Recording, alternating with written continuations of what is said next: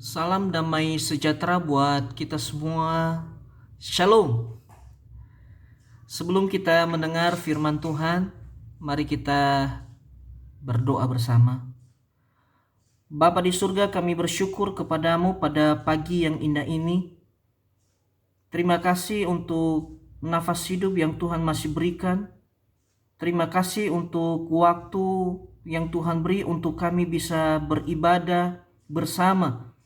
Sekalipun kami melakukan di rumah kami masing-masing, kami minta biarlah Tuhan Engkau hadir dalam setiap ibadah persekutuan kami, sehingga setiap apa yang kami lakukan benar-benar menyenangkan hati Tuhan, dan kebenaran firman-Mu yang kami dengar dapat berakar, bertumbuh, dan berbuah dalam kehidupan kami. Berbicara bagi kami Tuhan, sampaikan pesan-pesan-Mu dengan jelas bagi kami. Pakai hamba-Mu Tuhan, Engkau urapi, dan Engkau juga memberkati seluruh jemaat-Mu. Dalam nama Yesus kami berdoa dan siap mendengar firman Tuhan. Amin. Bapak, Ibu, dan saudara yang dikasihi Tuhan, kebenaran firman Tuhan kepada kita pada minggu ini diambil di dalam 1 Raja-Raja pasal 17 ayatnya yang ke-7 sampai ayatnya yang ke-16. Firman Tuhan berkata, Elia dan janda di Sarfat. Tetapi sesudah beberapa waktu sungai itu menjadi kering, sebab hujan tiada turun di negeri itu. Maka datanglah firman Tuhan kepada Elia, bersiaplah pergi ke Sarfat yang termasuk wilayah Sidon, dan diamlah di sana. Ketahuilah, aku telah memerintahkan seorang janda untuk memberi engkau makan. Sesudah itu ia bersiap lalu pergi ke Sarfat. Setelah ia sampai ke pintu gerbang kota itu, tampaklah di sana seorang janda sedang mengumpulkan kayu api. Ia berseru kepada perempuan itu, katanya, cobalah ambil bagiku sedikit air dalam kendi supaya aku minum. Ketika perempuan itu pergi mengambilnya, ia berseru lagi, cobalah ambil juga bagiku sepotong roti. Perempuan itu menjawab, demi Tuhan Allahmu yang hidup, sesungguhnya tidak ada roti padaku sedikit pun, kecuali segenggam tepung dalam tempayan dan sedikit minyak dalam buli-buli. Dan sekarang aku sedang mengumpulkan 2-3 potong kayu api. Kemudian aku mau pulang dan mengolahnya bagiku dan bagi anakku. Dan setelah kami memakannya, maka kami akan mati. Tetapi Elia berkata kepadanya, janganlah takut, pulanglah. Buatlah seperti yang kau katakan. Tetapi buatlah lebih dahulu bagiku sepotong roti bundar kecil daripadanya, dan bawalah kepadaku, kemudian barulah kau buat bagimu dan bagi anakmu. Sebab beginilah firman Tuhan Allah Israel, tepung dalam tempayan itu tidak akan habis, dan minyak dalam buli-buli itu pun tidak akan berkurang sampai pada waktu Tuhan memberi hujan ke atas muka bumi. Lalu pergilah perempuan itu dan berbuat seperti yang dikatakan Elia. Maka perempuan itu dan dia serta anak perempuan itu mendapat makan beberapa waktu lamanya. Tepung dalam tempayan itu tidak habis, dan minyak dalam buli-buli itu tidak berkurang, seperti firman Tuhan yang diucapkannya dengan perantaraan Elia. Sejauh itu pembacaan kebenaran firman Tuhan. Bapak Ibu, pada kesempatan ini saya akan memberi tema buat kita, pemeliharaan Allah di tengah-tengah kesulitan.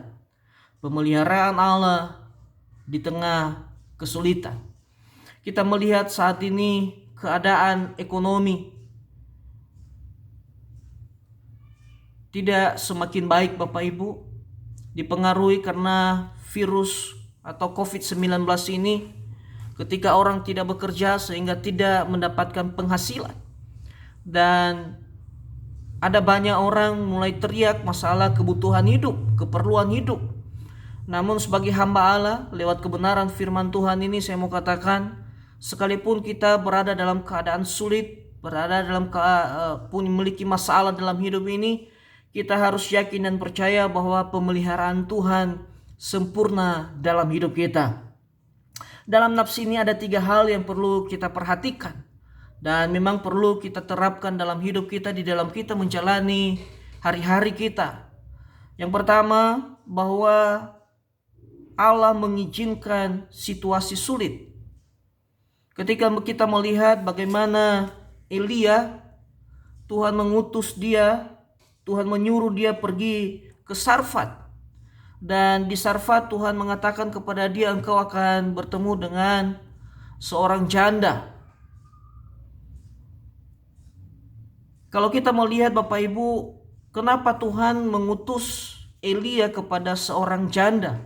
Kalau kita melihat janda ini, dia tidak memiliki apa-apa selain yang dikatakan tadi lewat kebenaran firman Tuhan. Dia hanya memiliki tepung dalam tempayan dan minyak dalam buli-buli. Kenapa Tuhan tidak menyuruh Elia ketemu dengan seorang yang kaya, supaya kebutuhan Elia tercukupi dan supaya Elia juga tidak membebani orang yang dia datangin itu? Lewat kebenaran firman Tuhan ini menjelaskan kepada kita bahwa Tuhan punya tujuan yang indah di balik semua itu. Bahkan kita bisa melihat bahwa lewat kejadian ini, lewat peristiwa ini, kita bisa melihat bahwa Allah ingin menyatakan kuasanya. Nanti kalau kita bisa baca selanjutnya, bagaimana Tuhan memulihkan keadaan janda ini dan bagaimana Tuhan menyatakan mujizatnya lewat peristiwa ini. Nah, makanya kita bisa melihat Bapak Ibu bahwa apapun yang terjadi dalam hidup kita, kita yakin dan percaya bahwa Tuhan mengizinkannya. Kalau saat ini kita ada dalam pergumulan, saat ini kita ada dalam masalah, percayalah bahwa Tuhan mengizinkan itu terjadi dalam hidup kita, supaya Tuhan mau menyatakan kuasanya, supaya Tuhan mau menyatakan mujizatnya dalam kehidupan kita sebagai orang percaya. Terkadang Bapak Ibu kesukaran, terkadang penderitaan, hinaan dipakai Tuhan. Untuk apa? Untuk membentuk kita. Supaya apa? Supaya kita menjadi serupa dan segambar dengan Kristus. Itulah tujuan Tuhan. Makanya terkadang Tuhan mengizinkan kesulitan demi kesulitan dalam hidup kita. Saya selalu katakan kepada jemaat Tuhan bahwa kesulitan, bahwa masalah selalu silih berganti dalam hidup kita. Ada banyak orang berkata bahwa badai pasti berlalu. Tapi saya selalu katakan, badai tidak akan berlalu, tetapi badai akan silih berganti dalam kehidupan kita. Kenapa? Karena Tuhan terus proses hidup kita, supaya Tuhan memurnikan kita, supaya ketika Tuhan datang, dia melihat kita tetap setia kepadanya. Amin. Nah, yang kedua Bapak Ibu, lewat kebenaran firman Tuhan ini, Tuhan mengajarkan kepada kita bahwa bagi Tuhan tidak ada sesuatu yang mustahil. Pada ayat yang ke-12 dan ayat yang ke-13 kita bisa melihat di situ bahwa perempuan itu menjawab, demi Tuhan Allahmu yang hidup, sesungguhnya tidak ada roti padaku sedikit pun, kecuali segenggam tepung dalam tempayan dan sedikit minyak dalam buli-buli. Dan sekarang aku sedang mengumpulkan 2-3 potong kayu api, kemudian aku mau pulang dan mengolahnya bagiku dan bagi anakku, dan setelah kami memakannya maka kami akan mati. Yang kedua Bapak Ibu, kita bisa melihat di sini bahwa di tengah-tengah keputusasaan Allah menyatakan kuasanya. Kita bisa melihat perempuan yang ada di Sarfat ini, dia mulai ada keputusasaan ketika dia sudah mengolah tepung dan minyak itu, dan setelah mereka makan, maka dia berkata, maka kami akan mati. Artinya bahwa seketika sudah habis semua itu, maka tidak ada harapan lagi. Namun kita bisa melihat bahwa di tengah-tengah keputusasaan, di tengah-tengah pergumulan hidup, Tuhan hadir. Tuhan mengadakan mujizatnya. Tuhan mau campur tangan dalam setiap pergumulan yang kita hadapi. Makanya kita bisa melihat bahwa perempuan ini, dia mengalami mujizat dalam hidupnya. Kalau kita lihat di ayat yang ke-14 dikatakan bahwa sebab beginilah firman Tuhan Allah, tepung dalam tempayan itu tidak akan habis dan minyak dalam buli-buli itu pun tidak akan berkurang sampai pada waktu Tuhan memberi hujan ke atas muka bumi. Artinya bahwa bagi Tuhan tidak ada sesuatu yang mustahil. Kalau Tuhan yang berkarya, kalau Tuhan yang bekerja dalam hidup kita, maka tidak ada sesuatu yang sukar baginya. Dia bisa sanggup mengubah keadaan dalam hidup kita. Makanya perempuan ini juga dia memiliki respon yang baik. Ya, dia belajar taat, melakukan apa yang diperintahkan oleh Nabi Elia kepadanya. Dan dia juga tunduk terhadap firman Tuhan. dia memiliki belas kasihan. Seharusnya dia yang harus dikasihani, dia yang harus ditolong, dia yang harus dibantu. Tetapi ketika dia melakukan apa yang dilakukan Elia, maka disitulah nyata mujizat Tuhan dalam hidupnya. Disitulah kuasa Tuhan dinyatakan dalam hidupnya.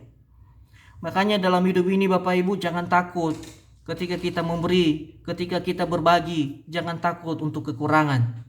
Ya, karena kita yakin dan percaya bahwa lewat kita memberi dalam kekurangan kita, disitulah kuasa Tuhan mau dinyatakan dalam hidup kita.